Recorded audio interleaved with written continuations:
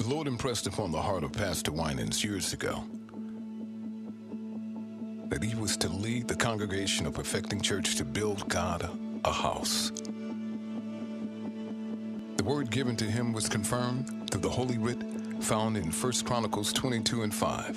And David said, Solomon, my son, is young and tender, and the house that is to be built for the Lord must be exceedingly magnifical, of fame and of glory throughout all countries. So the work began. Not fully aware of the size of the project, Perfecting began amassing land, homes both occupied and abandoned, businesses and empty lots would take over 15 acres of land for the new edifice.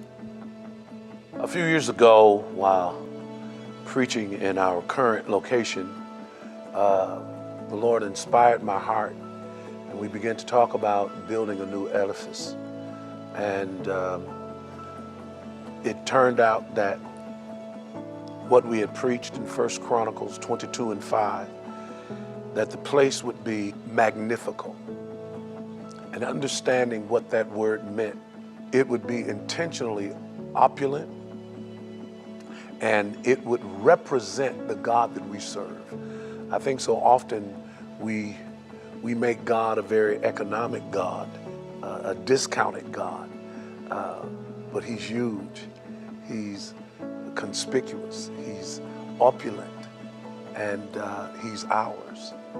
And so that was the church that we wanted to build, a church that reflected the God that we served. We had a visioning session with Pastor and Cindy to talk about what they imagined this space to really be. And we talked about what their vision is. And our goal as architects is really to bring that vision and turn it into architecture and an experience for everybody. So we had a lot of images and went through a lot of imagery to talk about what they like and they don't like. And we came up with kind of a summary of what that would be. And really, it really sparks from making this place magnifical. And magnifical means a lot of things, but he also wanted it world-renowned, stated elegance, opulent, polished, and friendly, and unique, and illuminated.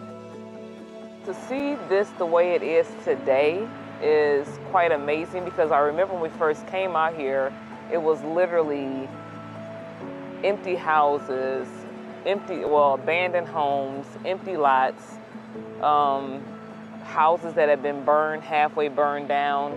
And we purchased like all of these properties, and we started tearing them down and clearing all of this land.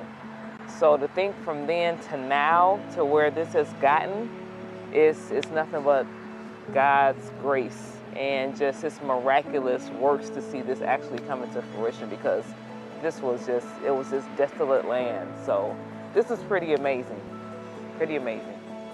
We knew that building a new edifice was more than just building a church. It would be building the hearts and the minds of young people, building a community. And so we had to do it right. It takes time. We have been a church for 34 years, and it has taken us to this time to get where we needed to be. We started this church project and we thought we would be done within 18 months, but God had better plans. It's been more than 23 years, and now is the time for us to finish it. Two major banks came together to finance the project, and the process started. Then, the financial crisis of 2007 hit, bringing the work to a halt. Even with this seemingly bad news, the vision remained constant in the heart and mind of Pastor Winans, and A Time to Build was launched. Galas, Sacrificial Sundays, Days of Giving, and other campaigns supported by the members and friends of Perfecting, totaling over $14 million poured into the project.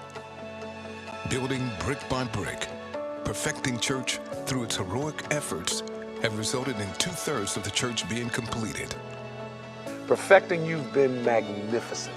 I mean, when we decided to jumpstart this program and get this church built, we needed to amass over $2 million. And through the day of giving, through the sacrificial Sunday, you were able to do that since 2022. And now that we've caught the attention of the city, it was the church that prayed us through that. And now that we have the team, we're finding out that what God has for us. I think COVID was a blessing in that it caused us to reach beyond the four walls of our church. And now we have members that live in various parts of the world that are here. We have well-wishers and prayer partners that are praying for our ministry, understanding that perfecting would be a seed and that it would flourish and blossom throughout the world. And now we're at this point. We're going to be pulling on you, but we know we're going to get it done. We're going to start this work in January, and by 18 months later, we'll be able to hold Holy Convocation in our new facility. PC, we've done nothing separate from each other, and neither should this be. I want to bring you along and meet some of the characters, some of the main players in getting your church built.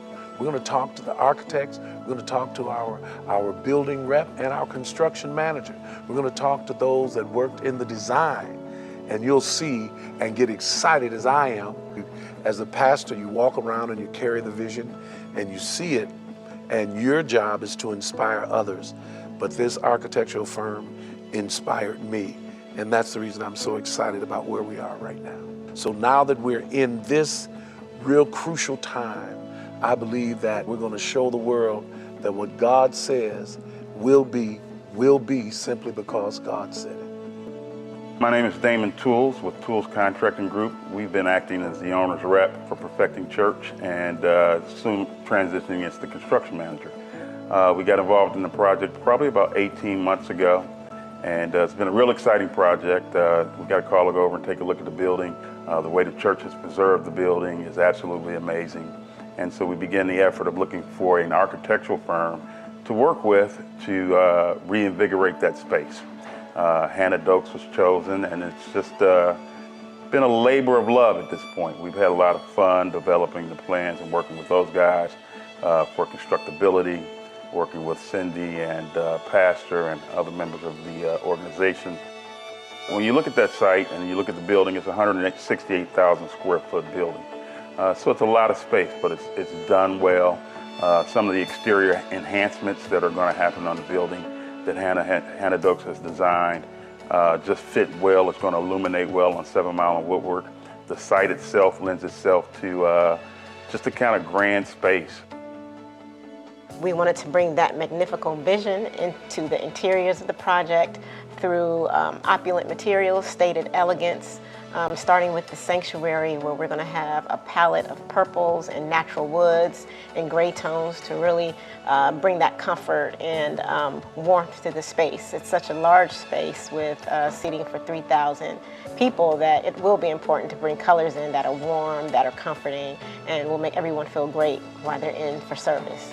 So we took the existing building and the existing site and really worked with the bones of the building and started to take that configuration and bring in that music and that light and experience throughout it. So we took that site and kind of took the outlines of the building and really came up with a concept that arrayed that effect out onto the building. This building kind of starts with a very circular motion, especially because the sanctuary obviously has more of a circular feel to it. And as we arrayed some of the existing line work of the building, we really created more of this opulent, magnifical effect that really radiated from the center of that sanctuary out into the grand foyer and out into the site that really invites the community into it. So the grand foyer is the space that you will engage when you first walk into the church. It'll be a very elegant space with tall ceilings, marble finishes, gold tones, and a wall where you can see the donors that give and support Perfecting Church. It'll be a space that is large enough for people to gather, to sit down maybe and read a book for a moment before service begins, and it really will be that space that you walk into that'll welcome you into the church. Really starting from the sanctuary being that centroid and kind of center or central node. We did a lot of additions to the existing building to bring in more light into the sanctuary and into the grand foyer and into all the other spaces. And we were always very conscious about how music and sound affected each space. But as we wanted to bring in a lot of that kind of experience, not just into the sanctuary, but every other space that is there, we really wanted to make that more of that centerpiece and then array out the music and the light to the other spaces. As architects and interior designers, we are really passionate about creating space that it's comfortable and has a design quality for our community. We believe that no community is undeserving of quality design, so it is important for us to put all the passion and all of our skill sets into projects like this so that our community can enjoy something that's really nice and really fun and really exciting. We're excited to go into the next phase, which is the construction phase. The site is really exciting. The interior of the building, which will happen over a couple of phases, is just an exciting project to be a part of. Now, the work continues. Plans are underway to have a ceremonial groundbreaking service Tuesday, March 5th, 2024, with a target date of Phase 1 being completed September 2025. It only happens if we continue to do what has brought us this far, pray, and meet our financial goals. The wonderful thing about building your building is that you have the opportunity to make those nuances that makes it yours. And perfecting this church has been designed with you in mind, from how wide the seats are to how the width in between the seats so I can get through and lay hands, to the going up in the galleries. We have, my personal favorite, the fellowship hall with a huge kitchen where we can have 3 functions going on with over 250 people in each function. And on Sundays or whatever days we have during convocation, we can have 1,000 people set up theater seating in the fellowship hall. It will have a very functional bookstore, a bookstore where when you write the books, or we have different book writers come in, they can launch the sale of their books from our store. There's seating areas where you can sit, read. There'll be a snack area. There'll be a wonderful situation. You can come in on a Tuesday afternoon and enjoy the Word of God sitting in the bookstore. There's a place outside during the summer months where we can have fellowship. It will be open even when the church necessarily is not open. We will have one of my favorite things that I hope we will build, a lecture hall where we can come in and teach various classes, even inviting various universities in to teach in our lecture hall. Our choir rooms are second to none, where we will rehearse and have praise and worship.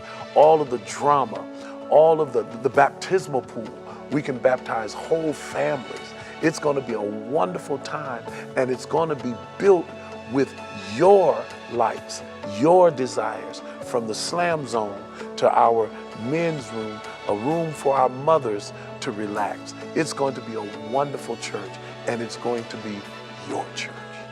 You know, God made a promise to Abraham, and it went something like this, that whoever blesses you, I will bless. And I believe that that same Abrahamic covenant is upon our lives. And I'm asking all of those that believe the word of God that has come through us, that we would build him a house. And I see the vision coming to pass. The nations of people are coming. But it only happens if you participate. So I want you to give. Give until we see the reality. And I know God is going to give back to you. You can give by CashApp. You can give by Zelle. You can give by checks. And I want you to give because this has to happen, and it has to happen now. Thank you so much. Perfecting our giving goals begin with a sacrificial Sunday on January 28th, 2024. We're believing God for $600,000. A day of giving, fundraisers, and other capital campaigns between now and September 2025 will infuse an additional $1.9 million into the project so we can walk into our new church home. Perfecting Church, we can do this. The time has come. It is a time to build.